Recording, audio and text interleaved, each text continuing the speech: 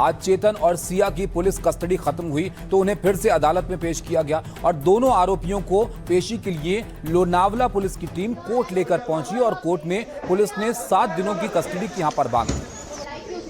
Chetan here, the secret lover of Sia Chaudhary of Sia has now been taken to the court. Sia is here and she has covered her face.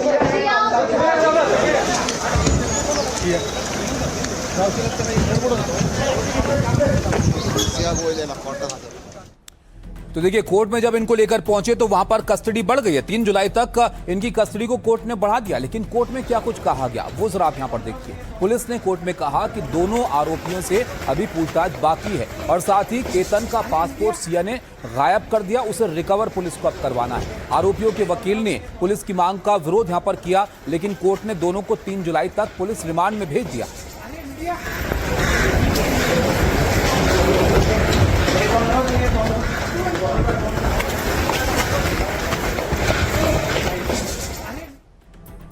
लेकिन इस मामले में अब तक क्या क्या खुलासे हो रहे हैं ये जरा आप यहां पर जान लीजिए। आप देखिए, इसी स्कूटर से लोहागढ़ तक यहां पर चेतन पहुंचा था और इस स्कूटर का इस्तेमाल करके सबूतों को मिटाने का, पुलिस से बचने का पूरा इंतजाम किया गया था। इस बीच सिया और चेतन को लेकर कई जो खुलासे हो रहे हैं उसमें पुलिस ने एक स्कूटर जब्त कर लिया है और ये जो स्कूटर आपकी स्क्रीन पर है ये वही स्कूटर है जिससे चेतन ने वारदात के दिन लोहागढ़ किले तक पहुंचने के लिए इस्तेमाल किया था और फिर इसी से वो वापस पुणे आया था।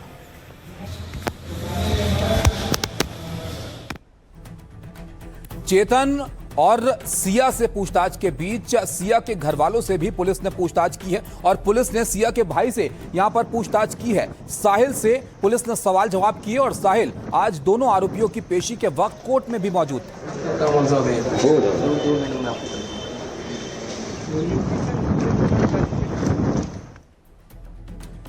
चलिए अब देखते हैं कि जैसे जैसे जांच आगे बढ़ रही है वैसे पूरी साजिश कैसे डिकोड हो रही है और आपको बताते हैं कि क्या था इस मर्डर का कोड। सिया को पहले से इस बात का पता था कि उसे किस जगह पर खड़े होना है और चेतन को यह पता था कि केतन को धक्का किस दिशा से यहां पर देना। बस केतन के साथ मौजूद सिया केतन को इशारा करने वाली थी और सिया चेतन में यह तय हुआ था कि जमीन पर बैठना सीक्रेट कोड होगा। सिया या तो पानी पीने के बहाने या फिर जूते का फीता बांधने के बहाने नीचे बैठती है और सिया के नीचे बैठने के इस इशारे के पीछे एक सोची समझी वजह थी। सिया नहीं चाहती थी कि केतन खुद को बचाने के लिए उसे पकड़ ले। अगर केतन सिया को पकड़ लेता तो वो भी खाई में गिर जाती और इसी सब को लेकर ये पूरी प्लानिंग यहां पर की गई थी। दोनों ने लोहागढ़ किले जाकर बाकायदा इसकी रिहर्सल तक की थी।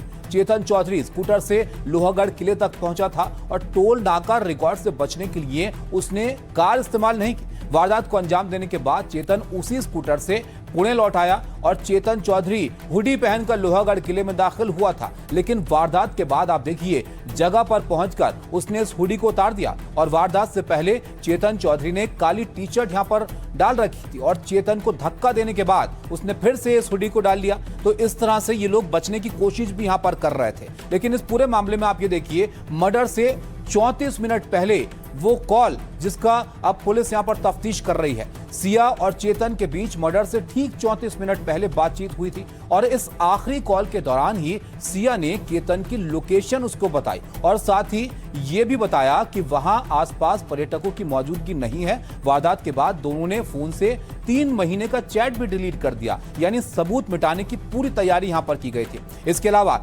इंटरनेट से मर्डर का ब्लूप्रिंट बाकायदा यहां पर तैयार किया गया था। केतन को धकेलने का स्पॉट दोनों ने पहले से तय किया हुआ था। केतन का मर्डर स्पॉट चेतन और सिया ने इंटरनेट की मदद से ढूंढा था। बाकायदा सर्च किया गया था कि कहां पर इस हत्या को अंजाम देना है और यह भी सर्च किया था कि ऊंचाई से गिरने पर मौत हो सकती है या फिर नहीं, कहीं बच तो नहीं जाएगा केतन और कौन से तरीके से हत्या पर पकड़े जाने का खतरा कम रहता है। इसके बाद तय हुआ था कि केतन को लोहागढ़ किले से धक्का देना है और वारदात के एक दिन पहले चेतन और सिया एक कैफे में मिले और उसी दौरान वारदात का स्पॉट और तरीका सब कुछ इन लोगों ने तय किया। ये तमाम बातें इस जांच में अब तक सामने आई हैं। सिया के भाई साहिल मीडिया से बात नहीं कर रहे हैं, वहीं चेतन के पिता भी कुछ कहने से बच रहे हैं। आपको दिखाते हैं हम जब उनसे सवाल पूछे गए तो कैसी प्रतिक्रिया आई। कुछ सिया के बारे में पता था? सिया के बारे में पता था आपको? आपके गांव के लोग बता रहे हैं कि वहाँ सिया को लेकर चेतन गया था। चलिए वहाँ से चलिए। क्या क्या मालूम था? के बारे में पता था? सिया के बारे में पता था आपको? आपके गांव के लोग बता रहे हैं कि वहाँ सिया को लेकर चेतन गया था। चलिए वहाँ से चलिए। क्या क्या मालूम था? नहीं मालूम था। कहना चाहेंगे कई आरोप लग रहे थे, सिर्फ पासपोर्ट वाला मुद्दा सिर्फ बता दीजिए। कुछ नहीं बोल। What he is claiming, I know nothing about it. आज कोर्ट भी पुलिस इन लोगों को लेकर पहुंची थी। अब देखते हैं कि आज कोर्ट में सिया और चेतन की रिमांड मांगने के लिए पुलिस ने क्या दलील यहां पर दी थी। देखिए, कोर्ट ने सिया और चेतन की पुलिस हिरासत 3 जुलाई तक बढ़ा दी है। पुलिस ने कोर्ट में बताया कि केतन का पासपोर्ट अब गायब है, जिसे ढूंढना है पुलिस को। और पुलिस बोली कि चेतन के वो कपड़े भी उसको ढूंढने हैं जो वारदात के वक्त उसने पहने हुए थे। आरोपियों के मोबाइल से डिलीट किए गए डेटा को भी रिकवर करना है। पुलिस ने यहाँ पर कहा कि एक बार फिर से क्राइम सीन को रिक्रिएट भी करना है और ये भी जांच करना है कि साजिश में कहीं कोई तीसरा तो शामिल नहीं था। पुलिस की दलील सुनने के बाद कोर्ट ने कस्टडी की मियाद को बढ़ा दिया है और अब सिया और चेतन से पुलिस साजिश से जुड़े हुआ पूरा सच यहां पर उगलवाएगी। तो आप सुनिए कि सिया और चेतन के वकील ने यहां पर इस सुनवाई के बाद क्या कुछ कहा। आज जब चेतन को यहाँ प्रोड्यूस किया गया था, उस वक्त हमें ये बताना था मेहरबान कोर्ट को कि जो रीजंस बताए गए थे एडिशनल पुलिस कस्टडी मांगने के, वो पर्याप्त नहीं थे। हमें ये बताना था कि जितना 7 दिन की कस्टडी मिल चुकी है वो काफ़ी है, उनसे जो रिकवरी होनी थी वो हो चुकी है, इसीलिए उन्हें एमसीआर में यानी कि जुडिशियल कस्टडी में रखा जाए। लेकिन क्राइम के सीरियसनेस को देखते हुए मेहरबान कोर्ट ने 7 दिन ना देते हुए 4 दिन की उनकी कस्टडी बढ़ाई है, ताकि इन्वेस्टिगेशन को अच्छे से पूरा किया जा सके। बाकी the rest is up to the police, अब वो और 4 दिन में क्या इन्वेस्टिगेशन पूरा करें। आशुतोष श्रीवास्तव वकील अपने आप को बता रहे थे, लेकिन वैसा नहीं। वो मुझे पता नहीं, लेकिन वो मैं उनको जानता हूँ। लेकिन ये इसमें बहुत दिन से ये फैमिली मेरे कांटेक्ट में है।